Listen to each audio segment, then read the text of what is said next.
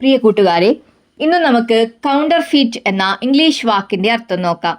Counterfeit എന്ന വാക്കിന്റെ അർത്ഥം വ്യാജം, അസത്യം, യഥാർത്ഥത്തെ അനുകരിച്ചുള്ള വ്യാജ ഉൽപ്പന്നങ്ങൾ. ഒരു ഉദാഹരണം പറയാം. He was arrested for using counterfeit money. ഇതിന്റെ അർത്ഥം വ്യാജ പണം ഉപയോഗിച്ചതിന് അദ്ദേഹം അറസ്റ്റിലായി. മറ്റൊരു ഉദാഹരണം പറയാം. The store was shut down for selling counterfeit goods. ഇതിന്റെ അർത്ഥം വ്യാജ സാധനങ്ങൾ വിറ്റതിന് കട അടച്ചു.